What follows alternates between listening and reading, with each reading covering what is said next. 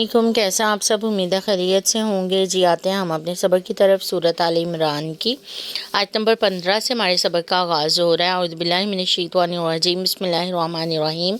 کل کہہ دیجئے اونبئکم، کیا نام ہے خبردار کروں تمہیں، بخیر من ذالکم، اس سے بھی بہتر چیز کے ساتھ، للذین اتقوا، ان لوگوں کے لیے ہے جنہوں نے تقوی اختیار کیا، عند ربہم، ان کے رب کے نزدیک، جنات تجری، جنتیں ہیں کہ چلتی ہیں، من تحتہا الانہار، اس کے نیچے سے نہریں، خالدین فیہا، وہ اس میں ہمیشہ رہیں گے، وازواج مطہرات، اور پاکیزہ بیویاں ہوں گی، ورضوان من اللہ، اور اللہ کی رضامندی ہوگی، واللہ بصیر بالعباد، اور اللہ دیکھنے والا ہے اپنے بندوں کو۔ اللہ فرما رہے ہیں کہ ان سے کہیں کہ کیا میں تمہیں اس سے بھی بہترین چیز نہ بتا دوں جو تقوی والوں کے لیے ان کے رب کے نزدیک ہے، جنتیں ہیں جس کے نیچے سے نہریں چل رہی ہوں گی، اور وہ اس میں ہمیشہ رہیں گے، اس میں پاکیزہ بیویاں بھی ہوں گی، اور اللہ سے رضامندی بھی ہوگی، اور اللہ دیکھنے والا ہے اپنے بندوں کو۔ اس میں اہل جنت کو جو جو چیزیں ملنی ہیں وہ نعمتیں بتائی جانی ہیں۔ پچھلی آیت میں دنیاوی خوبصورتیاں بتائی تھی نا، تو اللہ تعالیٰ فرما رہے ہیں کہ دنیا کی ان چیزوں میں کھو نہ جانا، کہ تقوی اختیار کرنا چھوڑ دو۔ اگر تم تقوی اختیار کرو گے، اللہ کی جو ہے رحمتوں کے مستحق ہوگے، تمہیں جنت ملے گی، اور جنت کے نیچے سے نہریں چلتی ہیں، پانی کی، دودھ کی، شرابن طہورہ کی، اور شہد کی، 4 نہریں چلتی ہیں 4 قسم کی۔ اور اللہ فرما رہے ہیں کہ تم اگر نیکیاں کرو گے تو تم جنت میں جاؤ گے، اور تمہیں یہ سب کچھ ملے گا، اور جنت کی زندگی ہمیشہ کی رہنے والی ہے، وہ ختم نہیں ہوگی۔ دنیا کی زندگی تو ختم ہو جائے گی نا، تو جب جنتی جنت میں چلے جائیں گے، جہنمی جہنم میں چلے جائیں گے، تو موت کو بھی مینڈے کی صورت میں لایا جائے گا، اور درمیان میں رکھ کے ایک فرشتہ اعلان کرے گا کہ اے جنتیوں جہنمیوں، یہ تمہاری موت ہے، اور آج کے بعد کسی کو موت نہیں آئے گی، اب ہمیشہ کی تمہاری زندگی ہے۔ اللہ فرما رہے ہیں وہاں پاکیزہ بیویاں ہوں گی، دنیاوی میل کچیل، حیض نفاس اور دیگر برائیوں اور آلودگیوں سے وہ پاک ہوں گی، پاک دامن ہوں گی۔ تو اللہ تعالیٰ فرما رہے ہیں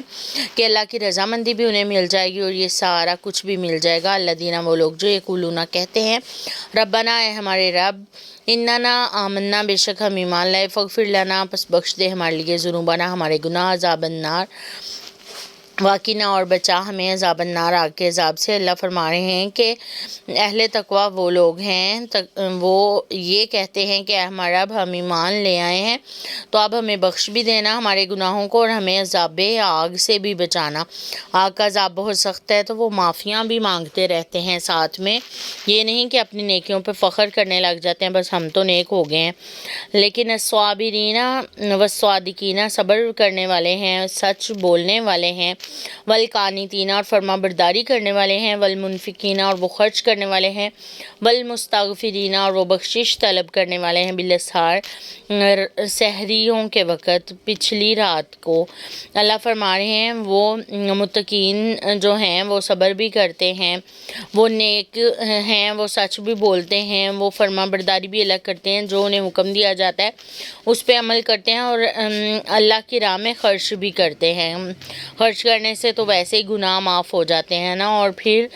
آدھی رات کو اٹھ اٹھ کے عبادت کرتے ہیں اور اپنی بخششیں مانگتے ہیں۔ آدھی رات کے ٹائم اللہ تعالیٰ آسمان دنیا پہ آیا ہوا ہوتا ہے، اور وہ کہہ رہا ہوتا ہے کہ ہے کوئی میرے سے بخشش مانگنے والا، ہے کوئی مجھ سے مانگنے والا، میں عطا کروں، تو اللہ تعالیٰ اس ٹائم کی دعا قبول بھی کرتے ہیں۔ شاہد اللہ،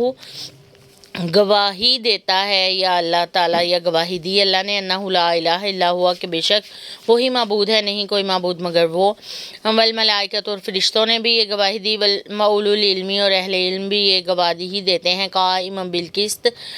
وہ قائم رکھنے والا ہے عدل کو، لا الہ الا هو العزیز الحکیم، نہیں کوئی معبود مگر وہی ہے غالب حکمت والا۔ اللہ فرما رہے ہیں کہ اللہ کے علاوہ کوئی معبود نہیں ہے۔ یہاں پہ گواہی دینے سے مراد یہ ہے کہ اللہ تعالیٰ نے بتا دیا ہے، لوگوں کو بھی آگاہ کر دیا اس بات سے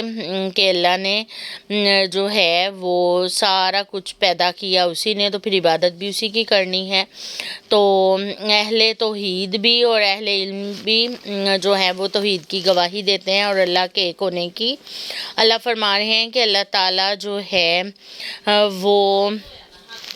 عدل کو قائم رکھنے والا ہے، اور اس کے علاوہ کوئی بھی معبود نہیں ہے، اور وہ غالب حکمت والا ہے۔ صدق اللہ العظیم. جزاک اللہ.